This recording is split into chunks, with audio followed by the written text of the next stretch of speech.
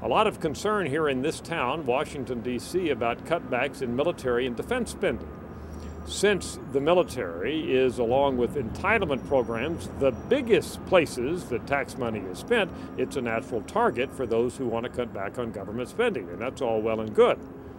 Of course, if your job is with the military or one of the many defense contractors that depend on the military, you're not so happy about the cutback in military spending. So it becomes a major political issue. Let's look at some recent data here. One interesting question is, in general, is the United States the #1 military power in the U.S.? We've asked this off and on over the years. You see the numbers in front of you there. 54% of Americans now say yes, the U.S. is the #1 power militarily.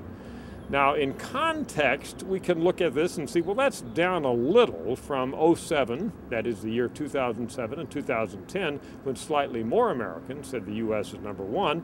But if we go back to May of 2000, and that's when a Democratic president was in office, Bill Clinton, same as the Democratic president now, Barack Obama, we found 56% then who said the U.S. is #1 militarily. So I would say we're basically now where we were then. Then the question, of course, comes to spending money. Are we spending too much on defense now? That's a key question. We actually give Americans 3 choices. Are we spending too little, about right, or too much on military matters? Let's look right now at the too much column, because I think that's a real key to whether the public will go along with cutting back on military spending.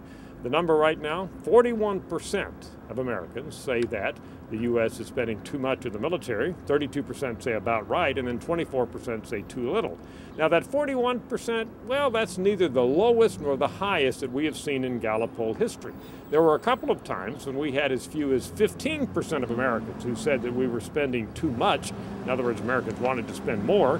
One of those times came back in 1981 when Ronald Reagan was just coming into office on a big platform about needing to bolster the U.S.'s defense. And then we had 17% of Americans, a very low number, who said we were spending too much right after 9/11 in February of 2002. But there have been other times when more than 41% have said too much. Look at some examples there in front of you.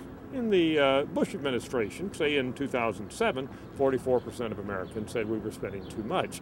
Bottom line here is we don't see the current attitudes of the American public as being very strong in one way or the other in terms of defense spending, so we'll have to wait and see how potential cuts in the military play as we go on through this year. There's a presidential campaign, pending military troubles overseas, say around Iran. How that will affect these attitudes, again, is something we'll just have to wait and see.